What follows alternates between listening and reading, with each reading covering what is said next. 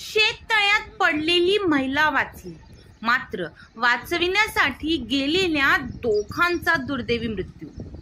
राहाता तालुक्यातील अस्तगाव येथे शेततळ्यात पडून दोघांचा दुर्दैवी मृत्यू झाल्याची घटना घडली. मिळालेल्या माहितीनुसार सुमन रामदास चोळके हे आपल्या घराजवळील शेततळ्यात पडल्या असता त्यांना वाचविण्यासाठी त्यांचे पती रामदास सकाहारी चोळके यांनीही शेततळ्यात उडी घेतली. ते आपल्या पत्नीला वाचवण्यासाठी शर्थीचा प्रयत्न करत असतानाच त्यांच्या मदतीला शेजारी राहणारा युवक आदेश अण्णासाहेब नळे यांनीही तळ्यात उडी घेऊन सुमन चोळके यांना वाचवण्याचा प्रयत्न केलाय.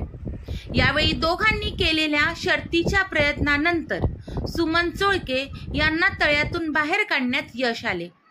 मात्र या घटनेदरम्यान पती रामदास चोळके वय 55 व युवक आदेश नळे वय 24 यांना दम लागल्याने त्यांचा पाण्यात बुडून दुर्दैवी मृत्यू झाला. ही घटना समजताच अस्तगाव व परिसरातील नागरिकांनी घटनास्थळी धाव घेऊन जेसीबीच्या साह्याने तळे फोडून पाणी बाहेर काढून दोन्ही मृतदेह तळ्याबाहेर काढण्यात यश आले. मात्र दोघांना आपला जीव गमवावा लागला. या दुर्दैवी घटनेमुळे अस्तगावसह तालुक्यात हळहळ व्यक्त होत असून सुमन चोळके यांना उपचारासाठी प्रवरा रुग्णालयात हलवण्यात आले असून या घटनेचा पुढील तपास राहाता पोलीस स्टेशन करीत आहे. दात घासीत आले होते, त्यांचा पाय घसरला, ते पडले. त्यांना पडले, त्यांच्या यांनी पतीने पाहिले की पडले म्हणून ते आले, तर त्यांनीही उडी टाकली. त्यांनी काढायचा प्रयत्न केला.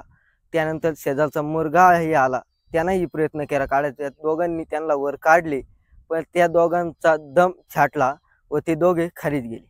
त्यांना कसं बाहेर काढलं, किती वेळा काढलं गेलं? त्यांना बाहेर 1-1.5 तासाने काढण्यात आले. काय पद्धतीने काढलं? जेसीबी लावून पाणी बाहेर काढले आणि मग त्यांना बाहेर काढलं. कशामुळे त्यांना वरती नाही येता आलं नेमकं? त्यांचा सेवर असल्यामुळे पाय घसरवतात, त्यांना वर येता येत नव्हतं. इथे कोणी प्रयत्न केले नाही युवकांनी? युवकांनी मस्त प्रयत्न केले.